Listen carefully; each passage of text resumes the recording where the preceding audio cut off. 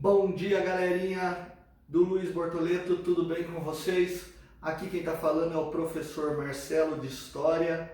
Hoje eu estou aqui gravando essa videoaula para vocês, para que a gente consiga trabalhar um pouquinho sobre o tema coronelismo na nossa República Velha, só que agora com o objetivo de desenvolver a capacidade de análise de imagem. A gente vai trabalhar com imagem, utilizando a figura de linguagem ironia. Porque, como vocês sabem, a gente faz assim uma interdisciplinariedade com o português e a gente consegue ajudar vocês nas questões da AP e outras provas do governo que vira e mexe estão cobrando a questão da análise de imagens, principalmente usando ironia e outros aspectos. A nossa habilidade de português é a EF67-LP38, analisar em diferentes textos os efeitos de sentidos decorrentes do uso de figura de linguagem. Então, as imagens, no caso, as nossas charges. Em história, nós vamos descrever e contextualizar os principais aspectos sociais, culturais, econômicos e políticos da nossa Primeira República do Brasil, essa república que a gente chama de República Velha, República dos Coronéis. Então vamos fazer a aula de hoje através dessas imagens. Já começo aqui brincando com vocês com essa charge irônica aqui. Vocês lembram na aula que eu dei em sala? O que será que essa charge está querendo mostrar para a gente, pessoal? Qual será que é a ironia contida nessa charge? Vou deixar vocês pensarem um pouquinho e mais para frente eu volto a falar dela. Antes, eu só quero dar uma explicaçãozinha rápida, uma contextualizada no que foi o coronelismo mesmo, caso vocês não se recordem. O coronelismo é um fenômeno que ocorreu lá na nossa Primeira República, de 1889 até 1930. Fenômeno esse que deu poder às elites locais, aos coronéis, aos donos das grandes fazendas, das grandes produções. Esses coronéis, eles dominavam, a nossa região, dominavam os principais aspectos sociais, políticos e econômicos. Lembrando que a gente fala de uma sociedade praticamente analfabeta, onde quase ninguém votava, só maiores de 18, alfabetizados, mulher sem chance, baixa patente do exército também não. Então era uma pequena parcela que votava, que tinha acesso a esse voto. Então a grande maioria da população era controlada por esses coronéis, tá certo? Coronéis esses que, para se manter no poder, faziam o que a gente chama de política dos governadores.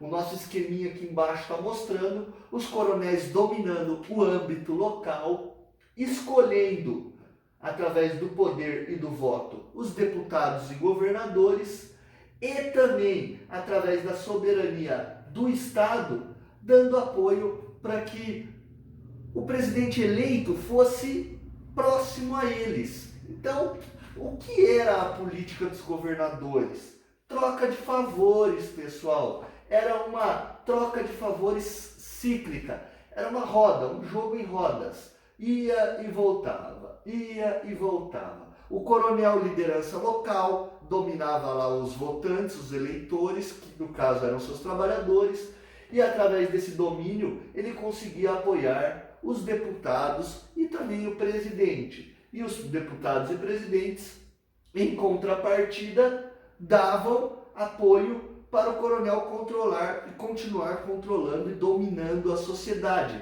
Então foi um jogo político que a gente chama de clientelismo, troca de favores entre os governantes locais, que são os coronéis, e os governantes no âmbito nacional, deputados, governadores e até o próprio presidente. Então o sistema político era baseado na barganha, nas trocas de favores. Correto, pessoal? Espero que vocês estejam entendendo. Vamos analisar mais uma chargezinha aqui para me explicar um outro conceito. O conceito da política do café com leite. Nessa Primeira República, o domínio foi maior das elites paulistas e mineira. Os coronéis mineiros e paulistas, por serem os maiores produtores de leite e café, eles carregavam praticamente a economia do Brasil nas costas. E eles fizeram um esqueminha onde eles alternavam o poder. Então essa charge está ironizando isso. O domínio do café com leite, dos barões do café com leite, dos coronéis do café com leite. Esses coronéis que dominavam a política. Ah, professor, e Rio Grande do Sul, Paraná, a Bahia, sei lá, Sul, Norte, como que ficava? Não, esses coronéis existiam, eles dominavam as suas regiões, mas na hora de decidir quem seriam os deputados e a presidência, esses dois aqui eram os que tinham um domínio maior e acabavam alternando o poder presidencial. Ora era um paulista, ora era um mineiro, tá certo? Então a charge faz a ironia dessa política do café com leite. Voto de cabresto. Olha essa charge aqui. A charge está ironizando o que, pessoal? O voto de cabresto. O que era o voto de cabresto, professor? Pô, o voto de cabresto, como diz, é colocar na linha.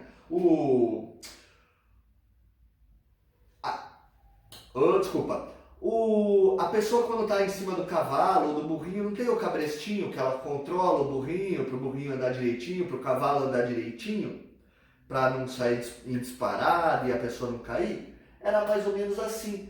O eleitor estava no cabresto do coronel. O coronel dizia e controlava em quem o eleitor ia votar. Por isso que a charge e o conceito é voto de cabresto. Porque era praticamente um cabresto no eleitor. Um controle social em cima desse eleitor. Então o eleitor era obrigado a votar em quem o coronel quisesse. Mas aí você me pergunta, não era secreto o voto? Não, não era secreto, por isso que era fácil ter essa prática. O voto não era secreto, então a prática ocorria solta, livre. O coronel controlava o seu trabalhador. Ou você vota nele, ou amanhã você está fora. Você não mora na minha fazenda, eu não te dou emprego, você não vai ter o que comer. E lembrando que a gente está falando de um Brasil essencialmente agrário, ou a maioria das pessoas acabavam aceitando a prática do voto de cabresto. Pessoal, então, troca de favores, clientelismo, voto de cabresto e política do café com leite. Isso é o Brasil República. Isso é a época dos coronéis. Agora eu vou pedir para vocês fazerem a análise de algumas charges junto comigo, já que são essas questões que acabam caindo nas nossas provinhas. A charge satiriza uma prática eleitoral presente no Brasil da chamada Primeira República. Essa prática revela o quê? O que essa charge está mostrando para vocês? Vamos ver lá.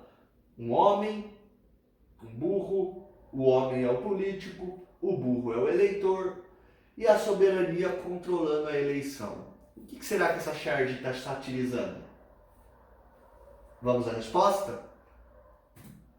A charge da questão representa o voto de cabresto, como ficou conhecida a prática dos políticos na Primeira República, em que os mesmos e seus aliados, que eram os coronéis, que dominavam o poder local, obrigavam os eleitores a votarem em seus representantes, em quem eles queriam. Esse foi o período que perdurou e dominou e deixou as políticas oligárquicas no poder por muito tempo. Então a charge satiriza o voto de cabresto.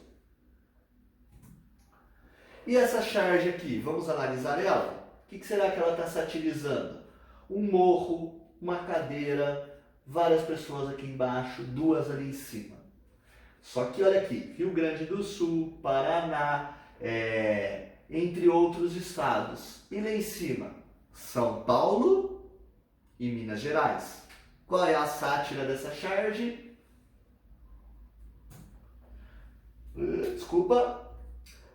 A charge satiriza a política do café com leite, que é a política que ficou conhecida aonde São Paulo e Minas Gerais alternavam o poder e através dessas trocas eles conseguiam garantir um poder maior, uma soberania em cima dos outros estados. São Paulo e Minas Gerais, aliados, mantinham a política do café com leite. Essa charge é a mais legal na minha visão. Ela faz a sátira a uma prática eleitoral que ocorria constantemente nessa época. Vamos lá, o que vocês conseguem entender sobre essa charge? Caveiras? Paletó? Mortos? Mas com papel na mão? Uma fila de eleição? O que será que essa charge está satirizando? A charge da questão representa a prática de fraude, de falsificação que ocorria durante as eleições. Voto aberto, poucas pessoas votando. A prática de fraude era muito grande. Inclusive, a gente sabia que existia morto que ressuscitava para votar. Até defunto era desenterrado. Ou seja, aquela fraude na eleição. O nome está lá, a pessoa votou, mas a pessoa já até morreu. Hoje em dia pode ser que existam fraudes, mas é muito mais difícil. Agora, antigamente, facílima a fraude. Então, a nossa charge está satirizando o voto aberto e o controle dos coronéis e também a fraude. Tá bom, pessoal? Essa aqui é a nossa bibliografia que o professor utilizou para a nossa aula de hoje. O Vitor Nunes Leal, com o seu livro Coronelismo, Enxada e Voto. A Maria Isaura Pereira Queiroz, com o seu livro Coronelismo, numa interpretação sociológica. E o José Murilo de Carvalho, com o seu livro Mandonismo, Coronelismo e Clientelismo. Se vocês quiserem saber mais sobre o que foi o coronelismo e suas práticas, está aqui uma fonte de 3 autores para vocês lerem. Tá certo, pessoal? Espero que vocês tenham gostado. Um beijo no coração de vocês e até a próxima. Fiquem com Deus.